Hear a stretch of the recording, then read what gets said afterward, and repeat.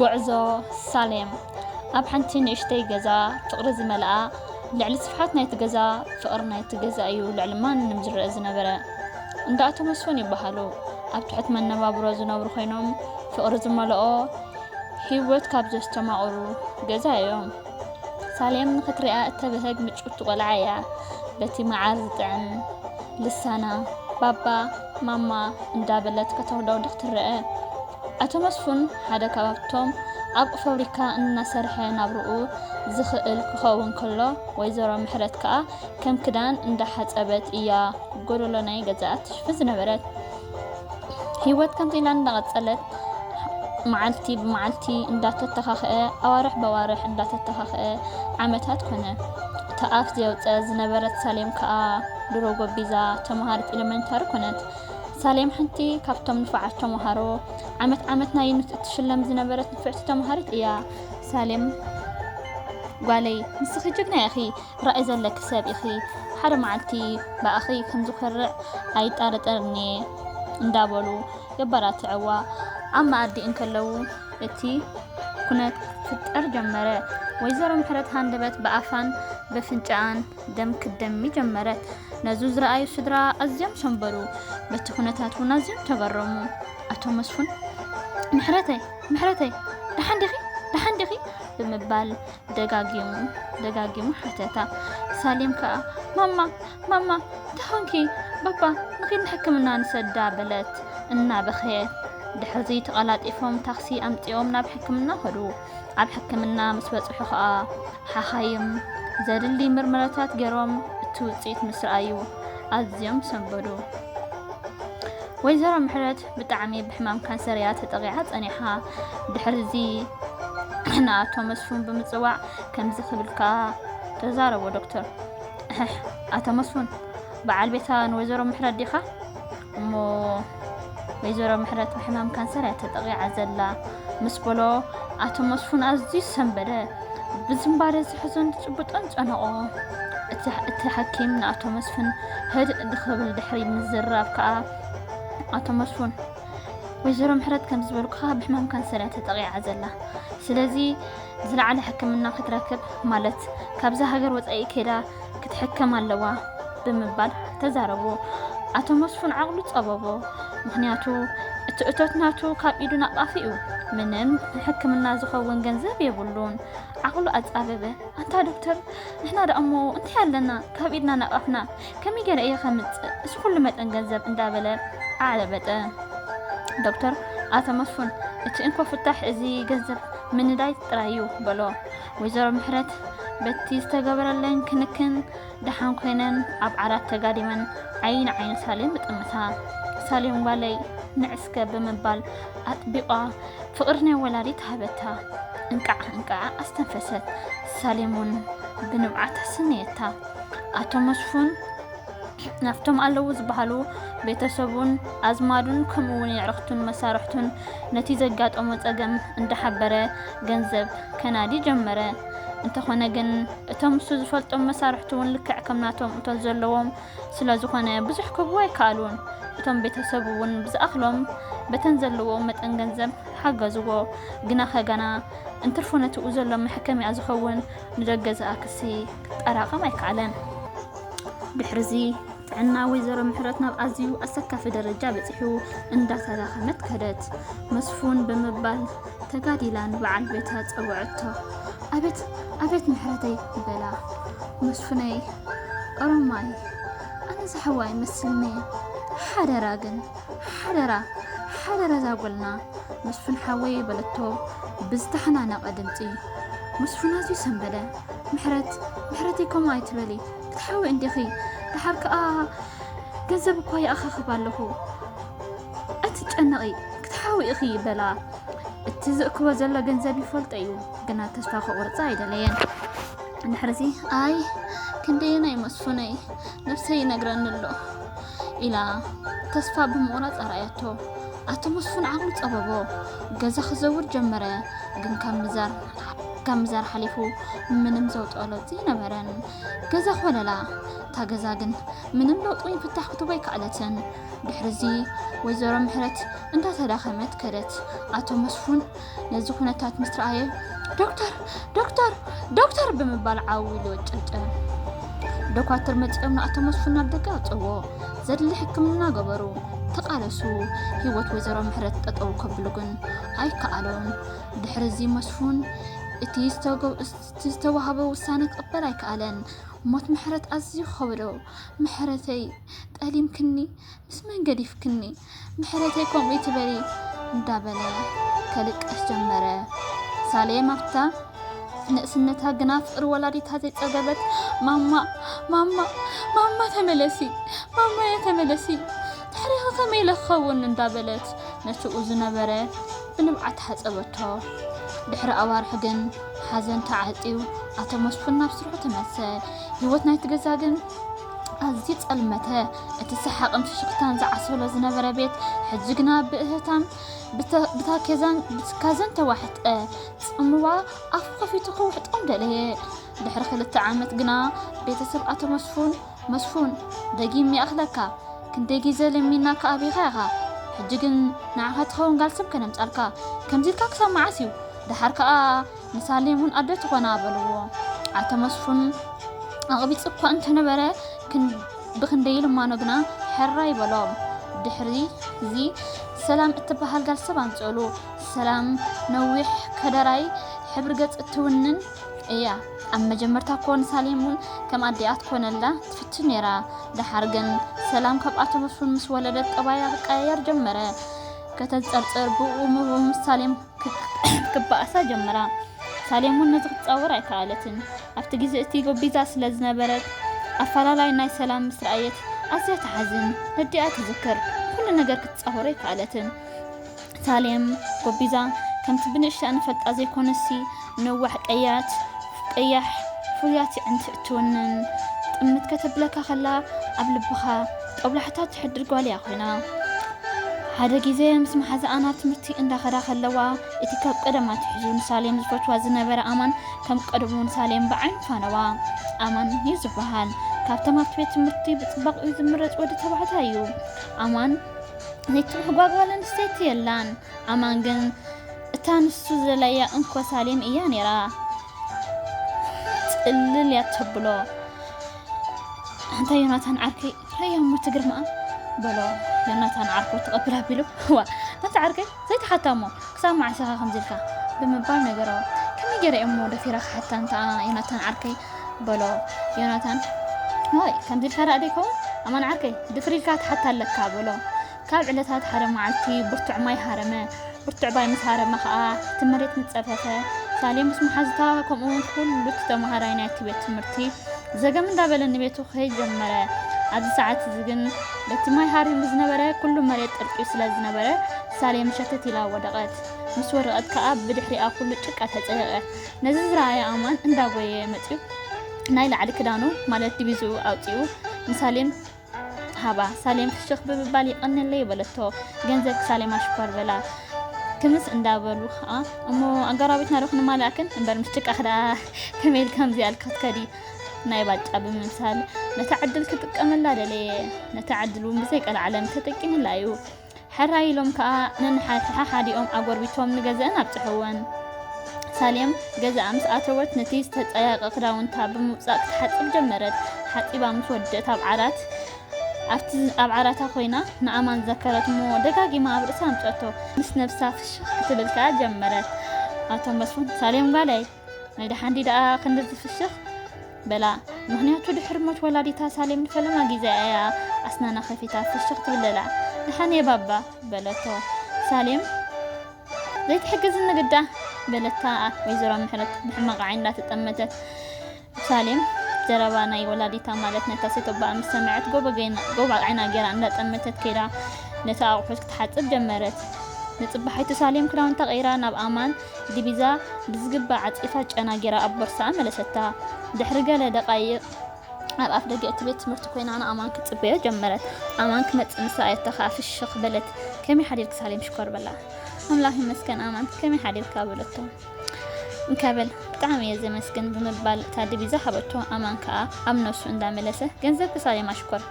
ሞ ንኺዶ በለቶ ኦኬ ንኺድ በላ ተታሒዞም ከአ ንኽላሶም አተው ድሕርዚ ሳሌም አማን እንዳተቀራረቡ መጹ እታ ምክንያት መላለየቶም ዝኾነት ማዓልቲ አማን ኩሉ ግዜ ምስ መረቃ እዩ አማን ዓርከይ ዘይተሓታ በሎ ወያ ዓርኩ ፍሽኽ እንዳበለ እዋ ሕጅስ ካሓታይ ሳሌም ካሓታይ በሎ ሓደ ካብ ዕለታት ሓደ ማዓልቲ ሳሌምን አማንን ብሓንሳብ ኮፍ ኢሎም እንዳዕለለው ከለው ሳሌመይ ዘይንድረዳ አለው ማዓልቲ ብሓንሳብ በላ ኦኬ ፀገም የብሉን አማን ሓወይ ተባሂሎም አፍታ ኣብ ሓንቲ ቦታ ድራር ብሓንሳብ ንክድረሩ ተሰማምዑ ድሕሪ ሳሌም ገዛ ምስከደት ሰዓታት ቆፀራ ስለዝኣኸለ ክዳውን ታሕት ቂር ጀመረት ሳሌም ናይ መጀመርታ ቆፀራ ስለዝነበረ ነታ ሓንቲ ክዳን ትቕይር ነታ ሓንቲ ክዳን ተወፅእ ንኹለን ክዳውንታ በፂሓተን ድሕሪኡ ሓንቲ ተፀብቐለያ ዝበለታ ንኩሉ ፅቡቅ ቅርፂ ኣካላታ ጎሊሓ እተርኢ ፅቡቕቲ ድረስ ተኸዲና በቲ ፅቡቅ ኣራግፃ ኮዳዕ እንዳበለት ኣብ ጥቓ አማን በፅሐት አማን ከመዲሱን ሳሌም ከምዘይ ፈልጣ ብቁንጅና ኣዝዩ ተገረመ ክንደይ ከትፅብቃ ብምባል ተሲኡ ሓቂፉ ሰላም ብምባል ከአ ኮፍ ኣበላ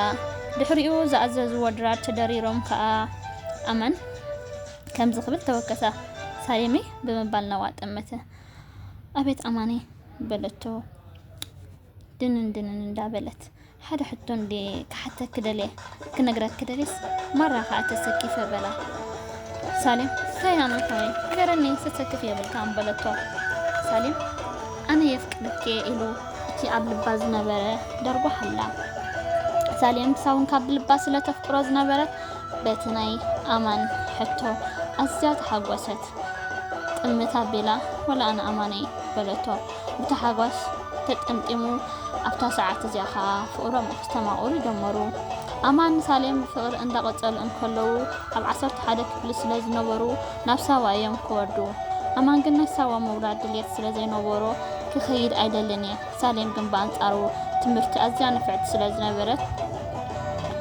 ናይ ሳዋ ምኻድ ድሌት እዩ ነይርዋ ሓደ ማዓልቲ ኣብ እንዳካፈ እንከለው ከምዚ በላ ሳሌሜ በላ ኣቤት አማኔ ሓደ ሓሳብ ሓሲብ ኣለኹ በላ እንታይ አማኔ ንገረኒ በለቶ አን ሳባ ኸወርድ መደብ የብለይ ስብረብ ዘይንበፅእ በላ ሳሌም ኣዝያ ሰንበረት ተልካ አማኔ ስብረብ በለቶ አንተ ሳሌም ተኮንክዳ በላ አማኔ ስብረብ ከይኻ ትብል ዘለኻ ኣነ ከዓ ነቲ ንዓይ ክዕቢ ከርተትሉ ኣምዳሰብ እንዳሰርሐ ኣብ ፋብሪካ እንዳሰርሐ ከርተትሉ ዘዕበየን ወላድየ ጫምኡ ክፍለ ይደሊ በለቶ ሳሌም ኣብ ከይድክ ማለትኮ ኣይትኸፍልየን ማለት ኣይኮነን ኣብ ከይድክ ብዝዓለ ደረጃ ትምህርትኻ ክትቅፅል ኢኺ በላ እንታ አማኔ እሞ ባባያኸ በለቶ ሳሌም ልባ ክፈራረቕ ጀመረ ምስቲ ናይ መጀመርታ ወናን ልባዶ ወይስ ምስቲ ከርተትሉ ዝዕበያ ወላዲ ኣብ ሕቑፋ አማን ኮይና እውን ዝምዛሕ ነበረት አማን ሳሌም ኣይትንብዕሞ ኣይትንብዒ ኣብ ኮይድና ትምህርቲ ክትቅፅል ኢኺ ንወላዲ ክትሕስየ ኢኺ በላ ብኢሉ ንባዕታ እንታ ሓበሰላ ሕቂ አማኔ ክሓስበሉ ዕድል ሃበኒ በለቶ ሳሌም ድሕሪዚ ሳሌም ናብ ቤታ ፋነዋ ኣብ መደቀስያ ኮይና ከዓ ክትሓስብ ጀመረት እንታይ ክገብር ኦፍ ብምባል ዓቕሚቓ ኣስተንፈሰ ድሕሪዚ ሳሌም ሰለምከ በለት ሓደረት መሬት ንረሳሕ ትብል ወግሐት ሳሌም ፅባሒቱ ናብ ትምህርታ ከደት ኣብ ዕረፍቲ ከዓ አማን መፂኡ ሳሌመይ ብምባል ኣብ መዕጉርታ ሲዕሙ ኣብ ጎና ኮፍ በለ እንታይ ሓሲብኪ በላ ሳሌም ዓሚቓ ሂላ ድሕሪ ምስትንፋሳ ኣብዛ ምድሪ ዓለም ትእንኮ ኣለኒ ዝብሎ ኣቦ እዩ ኣብ ግዜ ስልስነተይ ካብዛ ምድሪ ዓለም ኣደይ ተዝፈትዋ ዘፍቅራ ወላዲተይ ብሞት ተፈለያትኒ እያ ስለዚ ንቦይ ገዲፈ ክኸይድ እቲ መንገደይ ከዓ ምን ይኸፍለለይ እዛ ገዛና እዛ ዝፈልጣ እያ ምንም ብደገ ሓጋዚ የብልናን ስለዚ አማነይ እዚ ንዓይ ከቢድ ይብለቶ አማን ሳሌመይ ብዛዕባ ገንዘብ ኣይትሸገሪ ኣሕዋተይ ኣብኡ ስለ ዘለዉ ናይ ክልቴና ብዓለም ክኸፍልወን እሱ ፀገም ዘለዎ ይኮነን ሕራይ ጥራይ በለኒ በላ ድሕሪ ሳሌም ሕራይ ብምባል ኣበሰረቶ አማና ዝተሓጎሰ ድሕሪዚ ናብ ቤታ ኣምርሐት ኣብ ገዛ ምስከረት ከዓ ኣባኣ ማለት ምስ በዓልቲ ቤቱ ምዛናይ ሕጂ ዘላ ሰላም ኮፍ ኢሎም ቦንክሰት ይጸንሕዎ ከመይ ውዒልኩም ምባል ከዓ ኣተወት ሳሌም ጋለይ ብርሃን ዓይነይ ከመይ ውዒልክ ዛ ጓለይ በላ ኣቶም መስፍን أملخي مسكن بابا بلتو سالم الشيخ اندابلت انتاي دقا أجراء درو قريبيو نساوانا مدلاوي خبلا أو بابا انتاي دقا بلتو زن اندابلت واي بابا انكو عزا قبل بيزلو نسخة يتفلت انكو عزا حسبو زلخو يتسمع انكو عيتفلتو اندابلت زن بلت انتاي دقا سالم قالي زن تبلي أجوهي أتبلي سخدا جغنا دخي نخلو تبديه يا أخي بلا أمان دحري نسالم مانو من قد كنادي جمرة أجنحن كأقطع فرخبة كاب قدمو كوت مدرس لازنبورو سب أمر كاب أتشجرن كابتي نفتي جزاوتي كابنا بن اندابلا خام من قد لي نفتنا جزاوتي سالم بمهار كأسوي عن سالمي سليت إن الله أبزم مشتقتم عتهم بقسينا بلا سالم تفرارق سمع تسمع يكون دا أمبر كابتو تفكر أمان كتفلم عقب يكوينوا حري أماني بلتو لقى أجوخي أتشبر حري أجوخي تمن قد مرات أففو بلا معالتن كلبن كيتقوع خايم متخن زبهال تام معالتي دبخ بلات سالمنتن أخاقيباتن زنبرت كراونتا أبدا قصنها أبو كابت بلا محازي راس كمتيه إذا توجد بورس أحيزا خاء بنبعات نبيتا دحان كني بمبال تفانوتا من قدم مسلان سلاز نبرة أبوتين حديرم بحيث نكون يا قدرت مكينات بقصو أبو قدرت مسلات وحدما أبتكها بأندا تبوس أبزل لو عندها شهي بمهانة وديك تبي وجمرو دحرقالة دقايق أيضاً قين اتسنساري جلبات خدينو شفح عندها بلما تقوم أبقونهم دحرقوا في مباركة كما يوعيلكم قعزوها مينيرو كعب سلامتهم بلوم قعزو تبقوا نيرو أملاهم مسكن قاعد حنسان حخابة العامة ما وديهم تهونكم كن بقس بلوم إشي وديناينا دحر مبالكا تتحيزهم كافت انداشا هوتيهم مالت نبعال بشازو ورسد من قدي حلت تخاريل بتحو أو مسمت حلما أبحانت عقدا أتوم بقى عبدتنهم مشتنا هن بقس إلوهم كا نبقالو قداي تبقسها أتمسفن عقد طبابو سالم كاليت مع ليت حلفو معتي أطيرو ناب اندا سابيلا أمرها كحكح بمبالكا سابيلا لارو إلتو نجرم ولا أتوابلتو ويت أديان سابيلا دحان بتأتوي تقوى الليلة أبلا لبو كبت العلاقة يتهرم زنبرت أنت أملاك أنت أخاف تسمع عني بلا سابيلا بابا مسفن كمي وعيلكا بلتو أملاك مسكن سابيلا قوالي انتاي دا سالم دم ساقي حضرتني بلا فتفت اندا بلا سالم سازي حضرت تمرتها أبكرا ورا تشغيلة انتاي كوين ايلي نبخم كحتت اندا بولكي بلتو أتمسفن زحزن تجبط أنت أفا بارم ساقي حضرتن بلو مريت أفا خفيتها تمحت أوليت دول قلب عالت بيتو مالت نفسير وزرو محرت كم دول أبوز نخك أجل جمرا حدرا سالم قالي حدرا سالم قالي زبل أتو مسفن بزي لبو أبيتو بتحي تزخونا خا مزاني حجزة لا بعالت بيتو مالت سلام تزاقات أمن نقرا بحباب مخان كأنا بندا بوليس بمهار حبرو نابيتو مستمسر ما أتو مسفن أنت سالم قالي انت ايغركي انت سالم قالي انت ابدي لك إنا بلا خلق جمرة سوا مسفن بس ما أنبل انت كوني كالكتلك سالخا أكندنا أملاك تسأليخا نزاق علي بسلام أبزلاتو بسلام تحلو ولي مبالسي بلتو تايم مخبر كبد ولادن دخويني بلا مريت مسيو اتي سنساري متى كما يمسيهم حجهم بقسينا زغونا زربا يفقدني بمبال ترير ملقتي أما حلالفه سالم فرح كسمعها جمرة أماني فريهم بر بلتو بتحدمتي أمانكا أتشوخي سالمي أنا أهلا خندو انتي كون كتفرهي أتشوخي بلا قعزو تجمرة أفتما جمرتا قوات بقطو قعزو انت نبرت دحاقن كتداخي ما جميرا نحنيات سالم كاب جزء وطا يتفلتن دخونا من قدو انت قعزها يتفلتن أمان كاب قلنا خيتفري يساليا كدكم كلا أحزلا كم سنة قبرو قدامي معلتي نبشان تقامم قديفهم من قد كركبت حزم تقعزو مريت مسواقحة خاء أبحر بعدتي زمسلة تووم ماين مقبو من هبم كادك أسو دحريز توهبم ماين مقبن بلاكا أبزنا بروا دك أسو دحرجن زيو اتنت كله تጓዓዛይ ዝሰንበደ ፍጻመ ዝተኸስተ ኣማን ኣብ ዓሚቕ ድቃስ እንከሎ በዚ መጽ ዘይ ተባህለ ተመን ንኣማን ነኸሶ ኣማን ከዓ ኡይ እንዳበለ ከእቡ ጀመረ ተጓዓዛይ ኩሉ ናብ ቀረበ ብዙሕ ነገር እኳ እንተገበሩ ኣማን ግን ከምዚ ክብል ጀመረ ሳሌመይ ሮማይ ግን የፍቅረኪ እንዳበለ ኣብ ቅድሚ ዓይና ብሞት ተፈለየ ሳሌም ትሕዙን ትጭቡጦን ጠፋኣ ኣብቲ ኡይልካ ኣውያትካ ዝምለሰካ ምድረ በዳ ኣማነይ ምስ መንገዲ ፍከኒ እናበለት ዝርንዛሕ ነበዐት ልክዕ ከምቲ ኣዲኣ ሳእነትሉ ዝነበረ ህሞት ተደገማ ድሕርዚ ንኣማን ሓመድ ኣዳም ኣልቢሶም ንሳሌም ናብ ምእባል ኣተዉ ሳሌም ግን ኣይከኣለትን እቲ እንኮ ተፍቅሮ ኣማን ተፈሊዋ ኣማን ልዕሊ ሞት ኣማን ልዕሊ ዕረ መረራ ምሸት ምስኮነ ጉዕዞ ቀጸሉ እቲ ኸይድካ ዘይውዳእ ጎላግል ጋሽዋርካ ገና ኣይተወድአን መሬት ወጊሑ ኣብ ዓርከብ ኮባይ ዝበዝሖ ሩባ ወዓሉ ሳሌም ግና ገና ምስ ንብዓታ ትቃርስ ነራ ስብና ሳሌም ዝመታ ኣይመወትኒ ደቃ ይኣኽለኪ ኣምላኽነት ከይበሎ ኣምላኽ ንዓኽ ዝበሎ ሒዙል ኩሎ እናበሉ ከጸናንዕዋ ፈቶም ገና ግን ሳኸት በዳይ ከኣለትን ድሕርዚ ኣቶ መስፍን ጋር ድሮ ካብ ጠፍ ራብዕታ ኣቕፂራ ነበረት ብጓይ ህጋሩ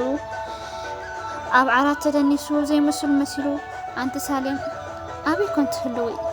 እናበለ ዝርዛሕ ይነብዕ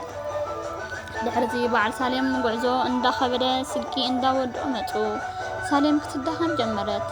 ኣብ ጎና ኮይኑ ኣጆኸ ዝብላ ዝነበረ ኣማን የለን ሳሌም ኩሉ ነገር ኣጽላኣ ኣብታ ሞት እቲኣ ኸኣ ንሞት ተማህለለት ገና እቶም ተጓዓዝቲ ተሓጋጊዞም ሰረይ ከብልዋ ጀመሩ ከምዚ እንዳበሉ ግና ንኸሰለ ሓንቲ መዓልቲ ምስ ተረፈቶም ሳሌም ደኺማ ማይ ትብል ብትሑት ድምፂ እቲ ዝነበሮም ብራኳታት ግና እንተርፋ ኳሕኳሕ ክብል ጥር ትብል ማይ ክቦም ኣይከኣለን ሳሌም ተራኸመት ብትሑት ድምፂ ድማ ኣማነይ መጸካ ኣለኹ ተቐበልትኒ እንዳበለት ካብዚ ዓለም ብሞት ተፈለየት ዓለም ብትሓወታ ኣይኮነትን እቶም ተጓዓዝቲ በቲ ዘጋጠመ ኩሎም ሓዘኑ ዝርንዛሕ ንብዑ ተፈጸመ ጸሓፊት ሳሮን የማነ ተራኺት ሳሮን የማነ